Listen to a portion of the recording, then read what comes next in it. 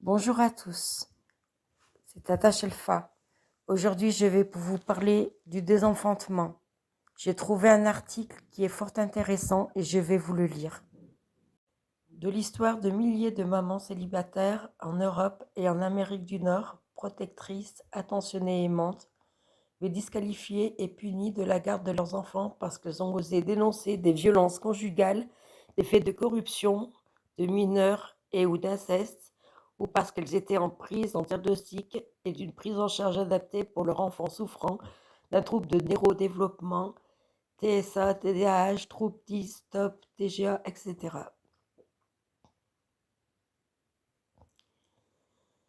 De la demande d'aide à la disqualification maternelle et à la mise en danger institutionnel des enfants. Pardon. Aussi et surtout de l'histoire de ces milliers d'enfants démolis, voire détruits, parce que retirés violemment de leur foyer maternel aimant, protecteur et sécure, dans le cadre d'un transfert de résidence, voire d'un placement institutionnel. On parle d'une grave maltraitance institutionnelle, d'un processus de désenfantement institutionnel systémique. Depuis plusieurs années, se sont formées de nombreuses associations de professionnels, dont le REPPEA et le RIML, de mères désenfantées, protéger l'enfant, l'enfance au cœur, maman est debout. Des collectifs de professionnels ont publié des tribunes, tous dénoncent des dysfonctionnements institutionnels judiciaires et de la protection de l'enfance en France. Des films documentaires ont été produits et diffusés depuis Maternophobie, réalisé par Sophie Robert en 2018, jusqu'au récent 1 sur 5, le film contre la pédocriminalité de Carl Zero en 2021. Il en est de même en Amérique du Nord et dans d'autres pays européens. Le sujet du désenfantement institutionnel systémique est si grave que l'ONU et le Parlement européen s'en sont emparés, le dernier ayant édicté une résolution du 6 octobre 2021 qui proscrit le recours au syndrome d'aliénation parentale, d'autres termes et concepts similaires en ce qu'il disqualifie la parole et les compétences maternelles, la parole de l'enfant et minimise le risque d'exposition de la mère et de l'enfant en continuum des violences. Pourquoi et comment en est-on arrivé là ? Dans la quasi-totalité de ces situations, il s'agit de mères célibataires, séparées ou divorcées, précédemment prises dans une relation conjugale dysfonctionnelle, dominant-dominé, ayant osé quitter l'homme et dénoncer une situation de violence conjugale et ou une agression sexuelle sur leurs enfants. Ces mères ont eu le malheur de croiser le chemin l'homme pervers, paranoïaque ou encore psychopathe devenu père de leurs enfants. D'un côté, il y a ces mamans qui vont chercher de l'aide et se présentent aux institutions démolies, désemparées, confuses et troublées par leur mémoire traumatique. Non, ces femmes ne sont pas des quiches. Elles sont diplômées, voire hyper diplômées, douées d'une finesse intellectuelle et d'esprit et surtout très empathiques, bienveillantes, authentiques et sincères. C'est bien à cause de leur qualité qu'elles se sont fait abuser par le père de leurs enfants. De l'autre côté, il y a des hommes pervers paranoïaques ou psychopathes se présentant avec une prestance et une assurance incroyables, un discours impeccable, un calme olympien, niant tout ce qui a pu être évoqué et affirmant que ces mamans sont folles et ou hystériques, aliénantes, voire Munchausen, qui parviendront à abuser de trop nombreux intervenants hospitaliers, des services en protection de l'enfance, de la police judiciaire, des experts, des magistrats jusqu'aux avocats. Ces mamans vont chercher de l'aide, mais trop souvent, elles se heurtent à certains professionnels de services de police judiciaire, des services sociaux, des services hospitaliers et de l'institution judiciaire qui sont peu, voire mal informés, dénués de curiosité intellectuelle, peu appliqués et ne prenant pas le temps de faire quelques menues recherches. Là, compte tenu de la dissonance ou distorsion entre les propos de ces mères et de ces hommes, tout devient confusionnant pour les intervenants de la situation de ces mères et de leurs enfants va être inversée. Voilà comment, étant parvenus à se sortir de l'enfer conjugal et demandant de l'aide pour elles et leurs enfants, ces mamans vont être projetées dans l'enfer abyssal des dysfonctionnements institutionnels. Ces mamans auront mis des mois, voire des années, à sortir, elles et leurs enfants, de l'enfer conjugal et mettront des années à sortir, elles et leurs enfants, de l'enfer institutionnel.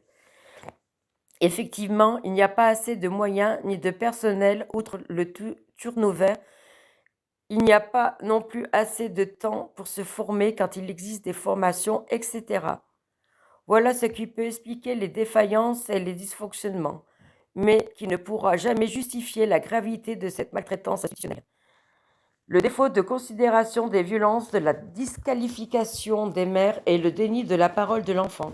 Tout commence par le défaut de considération des violences par certains des intervenants des services de police judiciaire, des services sociaux, des services hospitaliers et de l'institution judiciaire.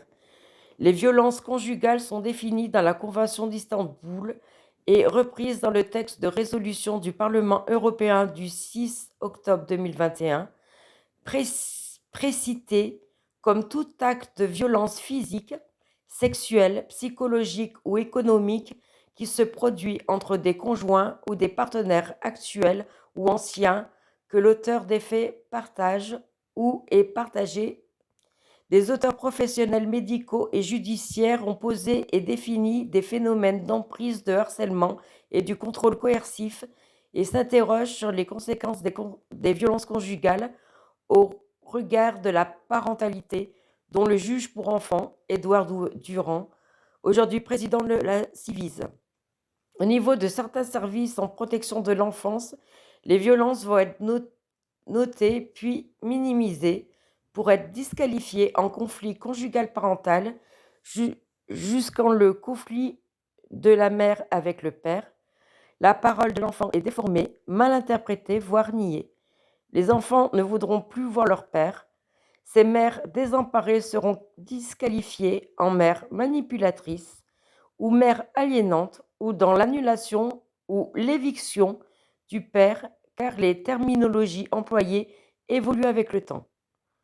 Au plan judiciaire, ces mères se heurtent souvent à des difficultés pour être entendues. Leurs plaintes sont parfois réduites à des mains courantes. Éventuellement, des plaintes seront poursuivies dans le cadre de mesures alternatives aux poursuites, voire classées sans suite. Des faits sont traités de manière isolée, faisant disparaître la réalité du continuum des violences subies par elles et leurs enfants, outre les dessaisissements des juridictions lorsque l'auteur des violences ne réside pas dans le même département. Tout cela rend très difficile le travail d'assemblage des dossiers et la défense de leurs intérêts. Lorsqu'une ordonnance de protection est occasionnellement obtenue, elle risque d'être infirmée en appel dès lors que le magistrat aura connaissance du classement sans suite d'une plainte. Lorsque ces mères dénonceront des faits de corruption de mineurs, voire d'abus sexuels, ni elles ni leurs enfants ne seront crus.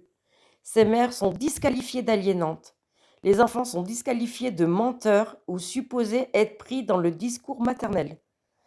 Les professionnels qui leur viendront en aide prendront le risque d'être suspendus par l'ordre des médecins, tel que cela a été le cas pour 2 femmes pédopsychiatres très impliquées dans la protection de l'enfance au printemps dernier, fort heureusement rétablies aujourd'hui. Ces hommes déposeront plainte pour dénonciation calomnieuse.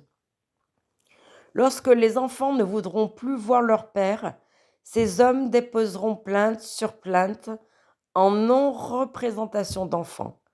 Ces mères seront toujours poursuivies, pas seulement dans le cadre des mesures alternatives aux poursuites, mais devant le tribunal correctionnel, lequel les déclarera coupables et les condamnera, ces mères disqualifiées. Or, ce n'est pas de fait et de non-représentation d'enfants ni de pseudo-aliénation parentale dont il s'agit, mais de fait de harcèlement subi ces mères et de d'instrumentalisation de l'appareil judiciaire par ces hommes. Le délit de non-représentation d'enfants est aujourd'hui contesté dans certaines situations dans le but d'être redéfini. Entre parenthèses, le délit de non-représentation d'enfants porte atteinte à l'intérêt de l'enfant par Philippe Lossapio, avocat. Cela est fort heureusement en train d'évoluer au plan législatif. Nouvel article D47-11-3 du Code de procédure pénale au 1er février 2022. Des tempéraments ont été apportés au délit de non-représentation d'enfants, obligeant le procureur de la République à vérifier la réalité des allégations de violence et le recours à l'état de nécessité. Ces hommes ne font que revendiquer leurs droits sur leurs enfants sans expression ni manifestation de leurs devoirs parentaux, se présentant comme sauveurs. Par la suite, tout s'enchaîne rapidement devant le juge des affaires familiales, voire le juge pour enfants, parce que trop d'entre eux ne font que constater l'absence de poursuite pénale de ces hommes et adoptent mot pour mot les propos des services de protection de l'enfance. Devant le juge pour enfants, la contradiction ne peut exister. 26-27. Ce n'est pas tenté par crainte de représailles, voire de placement institutionnel, de ou des enfants concernés. Les rapports sont de très mauvaise qualité et ne répondent pas toujours aux attentes des juges. Les copies des rapports ne sont pas communiquées aux maires, n'arrivent que tardivement, voire la veille de l'audience ou après, ce qui contraint la juridiction à une nouvelle prorogation de la maltraitance institutionnelle. Ces mères sont punies par un transfert de résidence des enfants au domicile paternel, une limitation à un droit de garde classique, voire un droit de visite mensuelle médiatisé, jusqu'à l'ordonnance d'un placement institutionnel de ou des enfants. Tout cela a été constaté. De surcroît, la parole de l'enfant est malmenée, ce qui est su et dénoncé par le défenseur des droits. Voilà comment le chef-d'œuvre de ces hommes peut être obtenu par effet de contagion délirante et comment est orchestré le processus de désenfantement institutionnel systémique. La méconnaissance des troubles de neurodéveloppement. Parmi ces mères, il y a celles avec option, où un ou plusieurs enfants souffrant d'un trouble du neurodéveloppement. Ces mères se trouvent alors prises dans le logiciel de tous les troubles sont issus d'un problème relationnel, de l'idée toute faite du tout vient de la mère et de n'importe quel concept, croyance ou idéologie issue de théories psychanalytiques ne reposant sur aucun fondement scientifique. Alors qu'elles recherchent d'aide et d'un diagnostic pour une meilleure prise en charge de leur enfant, dont elles sont souvent plus expertes que les personnes rencontrées, encore de très nombreux intervenants des institutions hospitalières en protection de l'enfance et judiciaire pour les disqualifier, rejeter ce qu'elles déposent et en faire des mères Munchausen. Compte tenu du déni paternel de tout trouble parce que ces hommes ne peuvent avoir engendré un ou plusieurs enfants qui aient un seul défaut, et là encore, compte tenu de la dissonance ou distorsion entre les propos de ces mères et de ces hommes, tout devient confusionnant pour les intervenants et la situation de ces mères et de leurs enfants va être inversée. Les troubles seront minimisés, voire niés, alors même qu'il existe des bilans réalisés dans le privé, y compris dans le public. De manière incohérente, il sera dit que ces mères ne voient leurs enfants qu'au travers des troubles qui existent lorsqu'il faut œuvrer dans le sens de la disqualification maternelle, et il sera ordonné à ces mères de se faire soigner parce qu'elles sont Munchausen. Et pourtant, il existe de nombreuses informations sérieuses et incontestables sur les troubles du neurodéveloppement accessibles en quelques clics, notamment sur des sites de la Haute Autorité de Santé et d'Amélie, outre ceux des associations nationales référentes. Lorsque ces mères en font état de ces renseignements, les services hospitaliers et la protection de l'enfance les rejetteront, considérant que les mères se prennent pour des experts et utilisent un langage professionnel. Quoi? Ces mères se retrouvent en position haute par rapport à certains spécialistes et surtout aux services de protection de l'enfance? C'est un fait. Les intervenants doivent l'accepter. Ils doivent demander que cela soit intégré dans le logiciel et que cet outil soit actualisé compte tenu des avancées scientifiques et neuroscientifiques. Et la redite s'impose. Ici, effectivement, il n'y a pas assez de moyens ni de personnel. Outre les turnovés, il n'y a pas non plus assez de temps pour se former quand il existe des formations, etc. Voilà ce qui peut expliquer les défaillances et les dysfonctionnements, mais qui ne pourra jamais justifier la gravité de cette maltraitance institutionnelle. C'est exactement ce qui est dénoncé dans le film documentaire Maternophobie et soutenu par des professionnels de santé, du droit et d'autres films documentaires. Si le sujet concerne ces mères d'enfants présentant des troubles du spectre autistique, il en est de même pour ces mères dont l'un ou plusieurs de leurs enfants souffrent d'autres troubles du neurodéveloppement, TDAH, DIS, TOP, TAG, etc. Pour elles aussi, le même logiciel est utilisé. Optimisation des concepts, croyances ou idéologies issues de théories psychanalytiques ne reposant sur aucun fondement scientifique. Cela a été constaté par plusieurs associations, dont Hyper Super et TDAH, partout pareil. Les nombreux témoignages de ces mères prises dans l'enfer institutionnel sont alarmants sur les groupes Facebook des associations précitées. Toutes les associations œuvrent pour la reconnaissance de ces troubles auprès du public et du gouvernement. Au printemps 2021, la secrétaire d'État, Madame S. Cluzel, les a entendus et a déclaré qu'il fallait mettre fin à la confusion entre l'autisme, le TDAH ou les troubles 10 et les signes de maltraitance. Écrivant dans son communiqué de presse du 6 avril 2021 que, je cite, tous les professionnels intervenant autour d'un enfant pour lequel il existe une suspicion de maltraitance doivent être formés ou sensibilisés sur l'autisme et les TND. Pour ces mères, dans ces situations, l'espoir viendra que plus jamais cela n'arrive grâce aux 5 engagements de la stratégie nationale autisme et troubles de neurodéveloppement et à sa mise en œuvre depuis le printemps 2021. Cependant, à la lecture des divers forums de discussion, il ne semble pas que les ordonnances de mesures judiciaires d'investigation éducative, de mesures d'assistance éducative ou de placement aient diminué dans ces cas depuis ces derniers mois. Le déni persistant des dysfonctionnements institutionnels connus, ces dysfonctionnements institutionnels graves sont pointés depuis des années et dénoncés par de nombreux professionnels, notamment dans les cas de violences conjugales, d'abus sexuels sur les enfants en présence d'hommes pervers, paranoïaques ou psychopathes. Tout cela a été étudié et publié.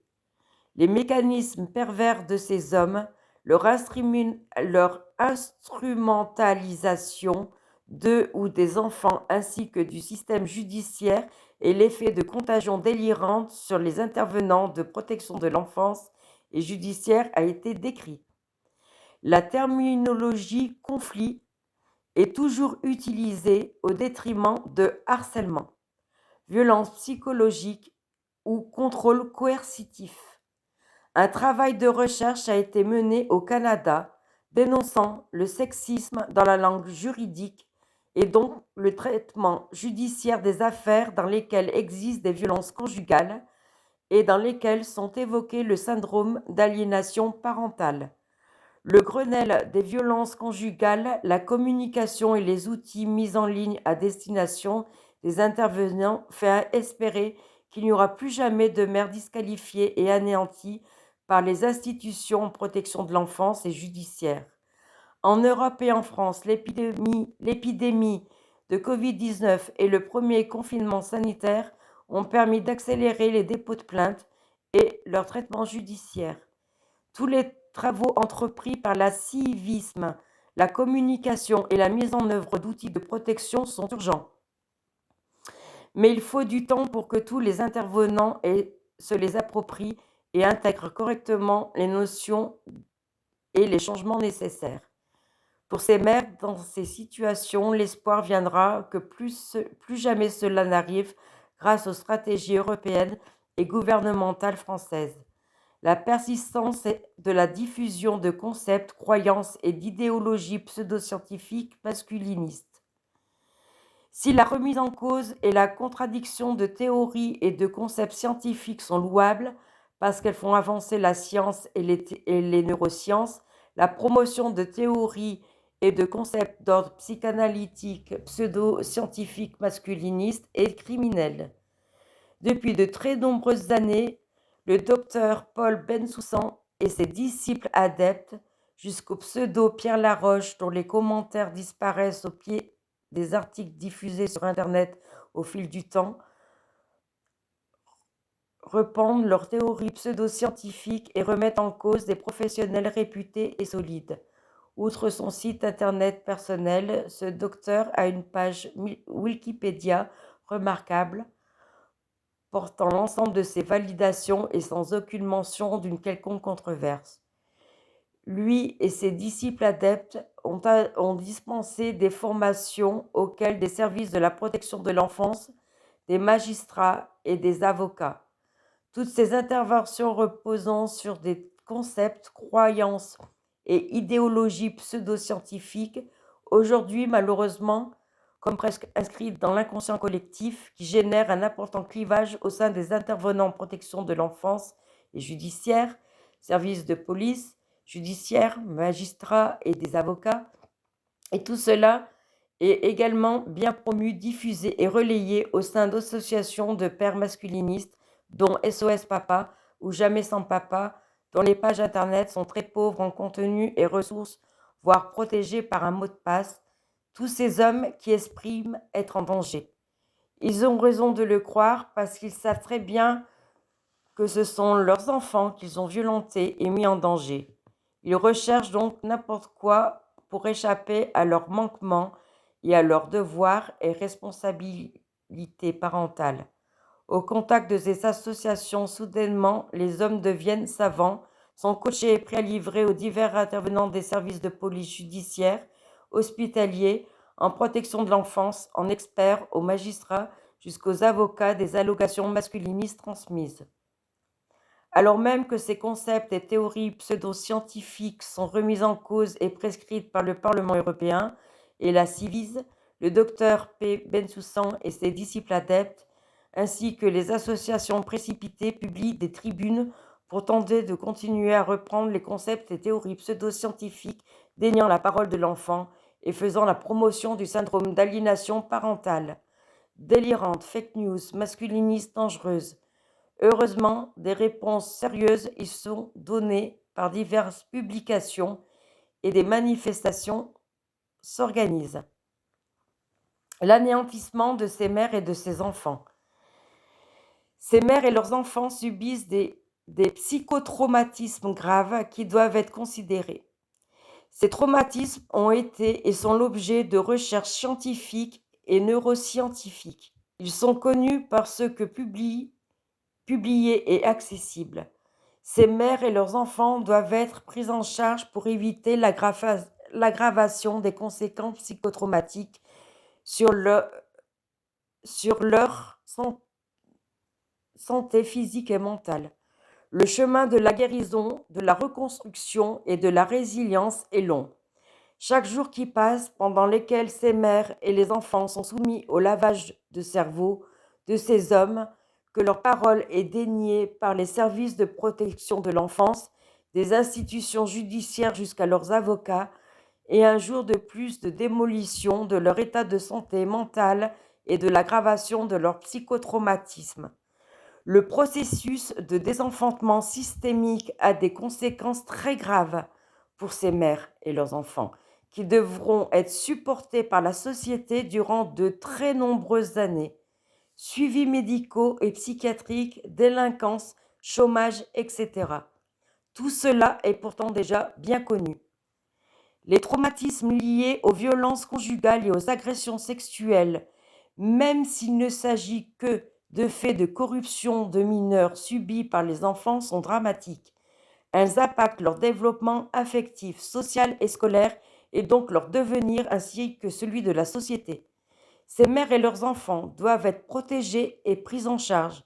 Cela pose la question de la place de ces hommes en termes de parentalité et de leurs droits. Il n'est plus acceptable d'entendre qu'un violent conjugal puisse être un bon père.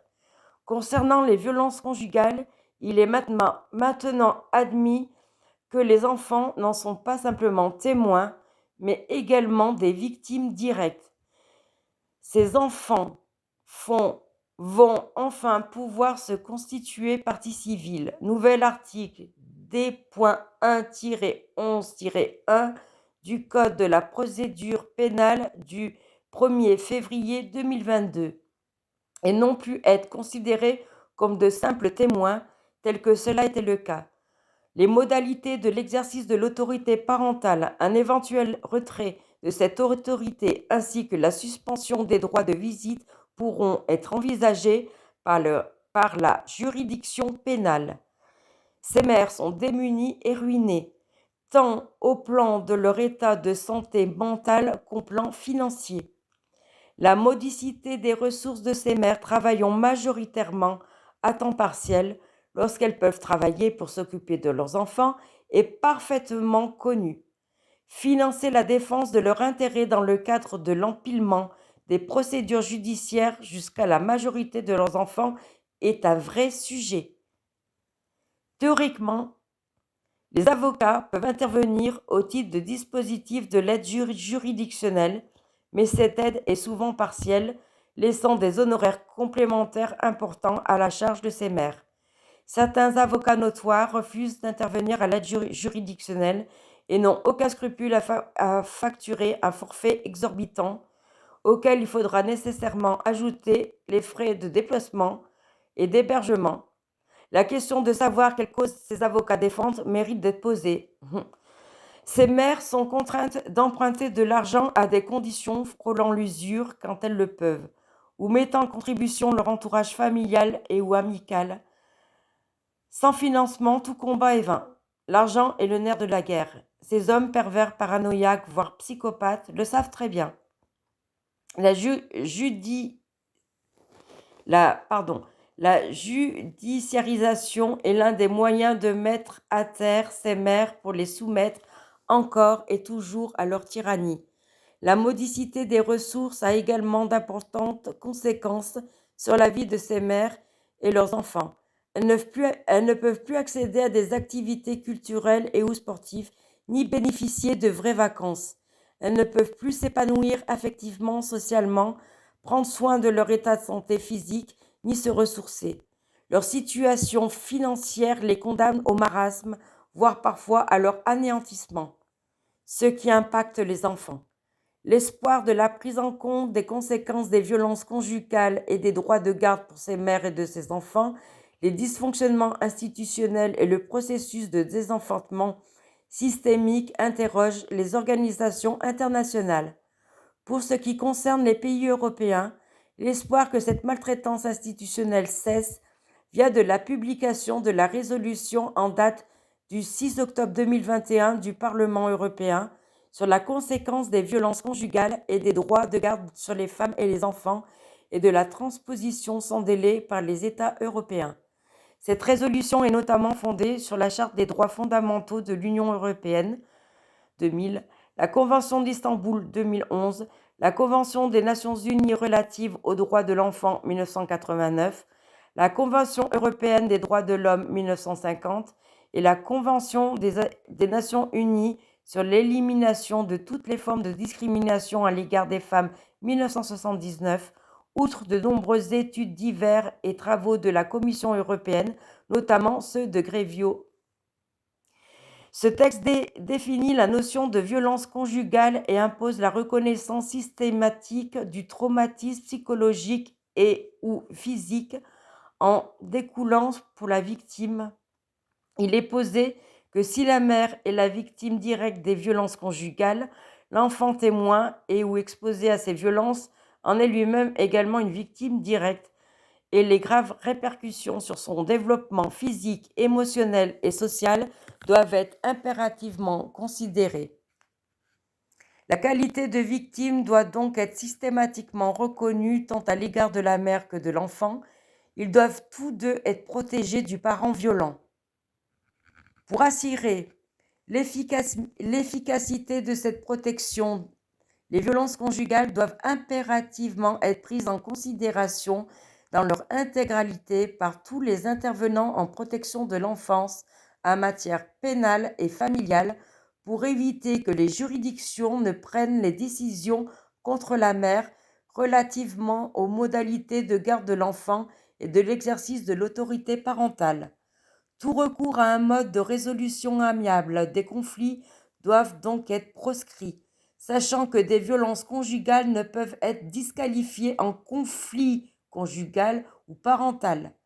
L'utilisation des procédures judiciaires par les conjoints violents permet d'étendre leur pouvoir et leur emprise sur la mère. L'enfant est manipulé et maltraité psychologiquement, voire physiquement, par le parent violent dans le but d'obtenir la garde de l'enfant pour continuer à atteindre la mère. La manipulation et la maltraitance de l'enfant est constitutive en elle-même d'une forme de violence.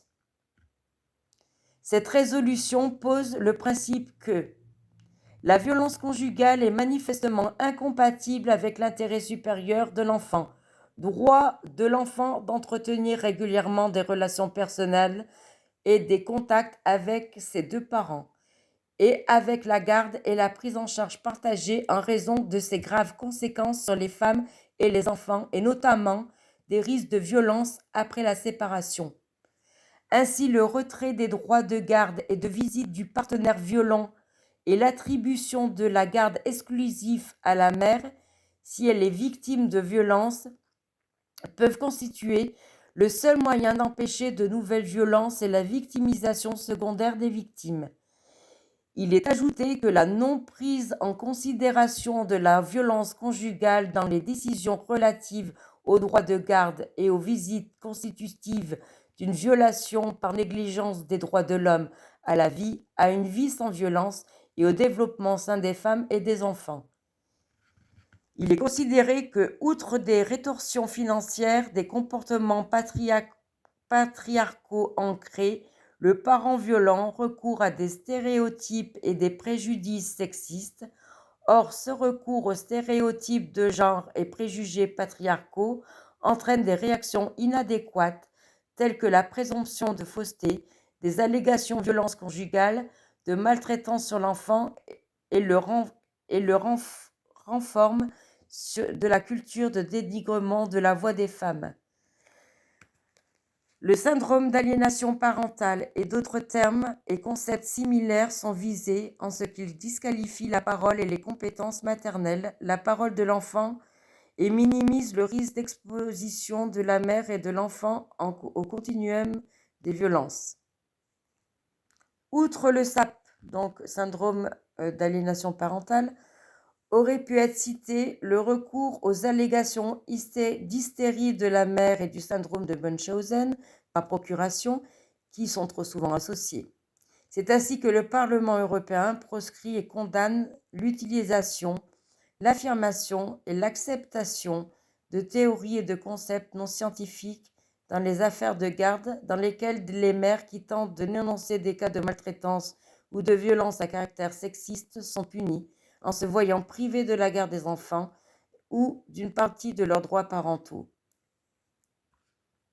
En outre, il exhorte les États membres à ne pas reconnaître le syndrome d'aliénation parentale dans leurs pratiques judiciaires et leur droit à en décourager, voire à interdire son utilisation dans les procédures judiciaires. Le Parlement européen invite la Commission européenne à promouvoir les campagnes de sensibilisation et l'éducation du public, ainsi l'échange de bonnes pratiques à l'échelle de l'Union européenne pour la prévention de la violence domestique et de la violence sexiste et à la création d'un climat de tolérance zéro à l'égard de la violence et d'un environnement plus sûr pour les victimes. Le Parlement européen exhorte donc les États européens à stopper le processus de désenfantement institutionnel systémique. Le Parlement européen ne délire pas.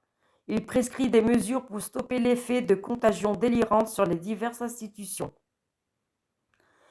Quel avenir pour ces mères disqualifiées et de ces enfants instrumentalisés? Aucune de ces mères disqualifiées, victimes de ce processus de désenfantement institutionnel systémique, ne doivent être condamnées à demeurer des bêtes noires des services en protection de l'enfance et des juridictions, comme la pauvre Rachel. Aucun de ces enfants instrumentalisés, victimes de ce processus de désenfantement institutionnel systémique, ne doivent être condamnés à demeurer le bras armé de ces hommes et des institutions pour continuer de punir ces mères. Cela vient questionner la responsabilité de l'État dans le laisser-faire de ce processus de désenfantement institutionnel systémique, tant cela a été dénoncé depuis plusieurs années et tant les conséquences sont et seront importantes au cours de prochaines années pour ces mères et ces enfants victimes de maltraitance institutionnelle. À ce jour, nul ne dépose du chiffre du nombre de ces mères et de ces enfants concernés. Malgré la mise en place d'un système de recueil de données, celles-ci sont insuffisamment détaillées et leur collecte a été retardée par l'épidémie du Covid-19.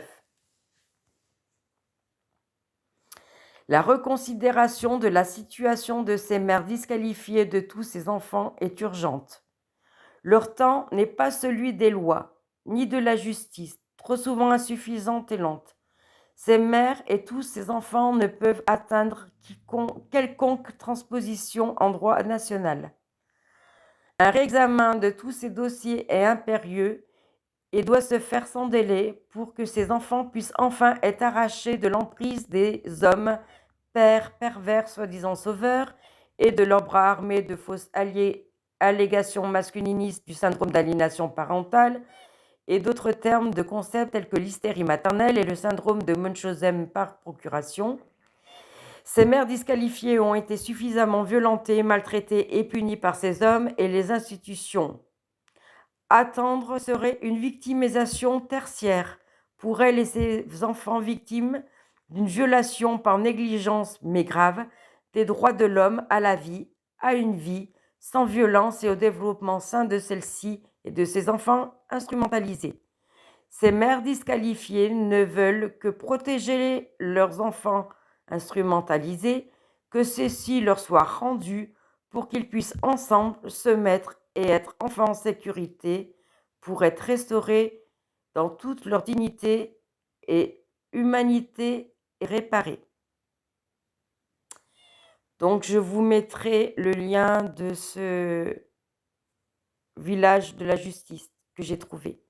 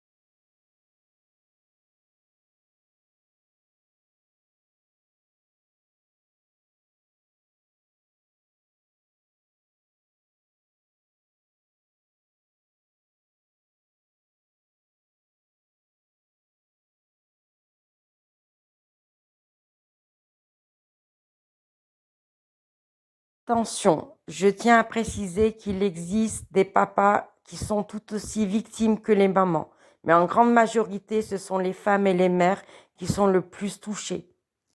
3 ans que je suis dans le combat des placements abusifs, abusés et inversés, et c'est vrai que dans mes contacts, j'ai beaucoup de femmes qui sont victimes de tout cela. C'est pour ça que j'ai tenu à faire cette vidéo. Parents désenfantés ou pas, adultes responsables, unissons-nous autour des enfants. Que la paix de Dieu soit sur nous tous et qu'il nous facilite dans ce combat. Je vous souhaite une excellente journée.